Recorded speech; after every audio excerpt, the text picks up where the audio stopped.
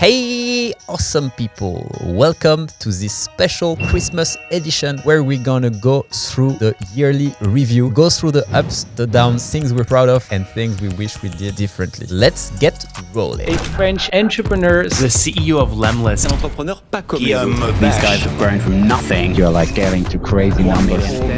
while remaining bootstrapped and profitable. 150 Hey Jay, Let's start with the numbers. I think like for this year, what was really amazing is back in December 2020, we had this huge goal of reaching 10 million in annual recurring revenue by the end of 2021. Truth to be told is that we reached that goal already 2 months ago. So for us, it was really a highlight because to be entirely honest, I thought that this goal was kind of out of reach, but we managed to do a bit around like 3x this year, which is just insane. The second part is that we sold 20% of our company, which means that Vianney, François, and I got $30 million, putting the company valuation at $150 million.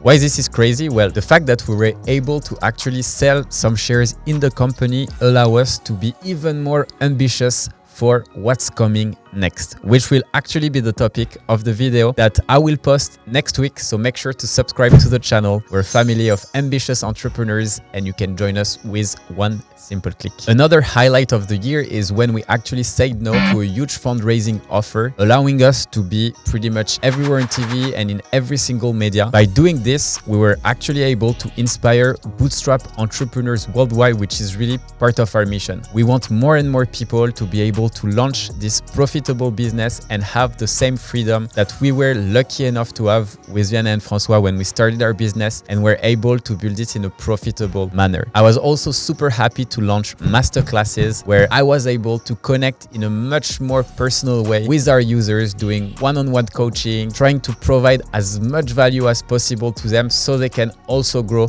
their business. I'm just enjoying every class. It's very specific, it's very tangible, it's very practical, and there's so much more value. I just haven't gone at it as hard as I need to. To be honest, that's incredible. On top of it, we kind of like rebranded officially the company to Lempire, and we acquired the lempire.com domain, which is for us super important, especially for the years to come with our multi-project strategy. Did you know that Lemlist is part of a bigger organization? It is called Lempire. It's a great name for a company, Lempire. But before we found that badass name, we thought about a lot of other ones. Lemhire, You start on Monday.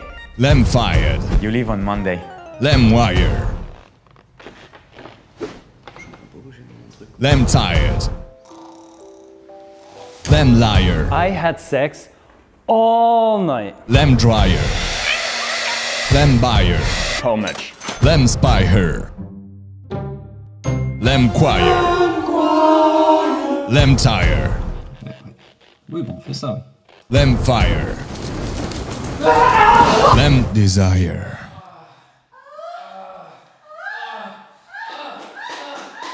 Lemsire, Là, tout le monde travaille bien.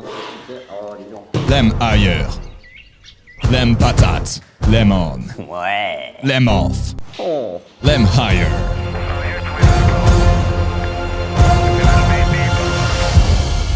Wow, that was a lot. I'm pretty sure now we can all agree on Lempire. Something that was also really rewarding is to work with a coach, with Vianney and François. As you know, I often talk about the ups and downs of co-founders relationships, and being able to work with someone from the outside has really helped us strengthen the link and the bonds of our relationships so we can better work together and also see the future together, which I think is really awesome. If down the line as an entrepreneur you have the opportunity to work with a coach, that's definitely something that I would advise you to do because it really helps you just get to another level. Bumping up on this, the fact that Vianney, François, and me really like strengthen our bond, we were able to spend much more time together and talk about the mission and the vision. We spent days and days talking about it and making sure that everyone in the company was aligned, which is the essence of growing a business. Beep, beep, beep, beep, beep. Whoop, whoop, whoop. Another highlight, which is also a bit of a lowlight that we talk about like later on, is the fact that we never made compromise on our culture. We had to take like very tough decisions, but I do feel that it's part of the business and it's something that we can really be proud of. And the last part, which is the thing I'm the most proud of overall, is how we managed to grow our community worldwide. Growing Lempire in the last 3.5 years, it's definitely something that requires awesome people all over the world. And the fact that we've seen our community growing so quickly, especially in the last years, is just an amazing and rewarding feeling. Being able to bring so much value, it's something we will invest in even more in the years to come. So I'm really excited about that. But there won't be any highlight without lowlights. It's part of the game. So what are the things that we failed at? The first thing I would say is that we hired too quickly. Because we're in hyper growth mode, it feels like it's super easy to hire and hire fast. But the truth is, like, without any proper process, it's very difficult to hire the right people and making sure that they fit. And that's something we thought we were really good at, but in the end, that was not the case. The issue whenever you're hiring too quickly or the wrong people is that sometimes your culture will kind of change over time, and that's something that is a slippery slope. You don't really realize it from a day to another. And it was really something tough for us because down the line, we realized that some people didn't fit in the company and we had to let go people we really loved. The thing that I'm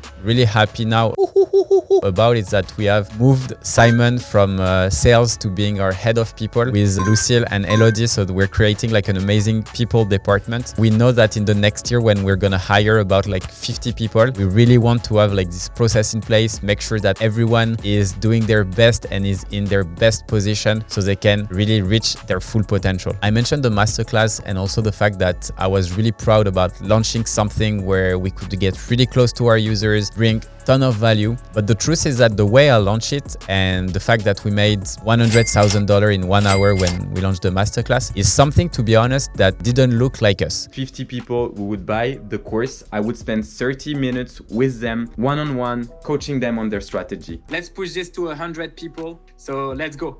Let's do this for now. You guys are driving me crazy. You want me to burn out, really. I'm super excited about these masterclasses, but from the very beginning at Lemlist, I've always brought tons of value for free. So making people pay to access additional value is something that I was not super confident. I saw a lot of people kind of like complaining, even though it was a really like small minority. It's something that I felt quite bad about because our main business, let's face it, it's software business. Our goal is just for people to perceive the value because we've spent hours of recording these masterclasses. So for me, it was a bit of a low light when I saw people complaining, etc. because in the end, it kind of hurts. It hurts because on our end, we've always done things in order for people to connect. We always try to give as much value as possible for free. Like that's something I do with this YouTube channel where I share like the ups and downs so people don't make the same mistake. But we will think about like changing or at least changing the format for the years to come. So actually, if you have ideas, if you've been following our journey and you saw this masterclass and for you it felt odd or whatever, I'd be really happy to have your comment below. I read every comment, so make sure like to leave one and give your thoughts and the strategy you want to apply. And the final lowlights, I would say, and it's more like something personal, is the fact that I feel like we didn't manage to succeed in the different social media where we invested quite some time. So this YouTube channel, we had much more ambitious goals in terms of growth, in terms of number of views, etc. Same for our Twitter account and Instagram account. So I feel like we haven't found exactly the type of content or format that's really outperforming. So I'm quite curious. Leave me in the comments the type of format you would like to see. We're actually launching a few new formats in the coming weeks. It's going to be quite exciting to see what you think about it. So that's kind of the sum up of our highlights and lowlights for the year. But what's coming next is really, really exciting. So in next week's video, I will publish basically what's our goals and objective for the year 2022. So make sure to subscribe and I'll see you next week. Have an amazing day. Take care.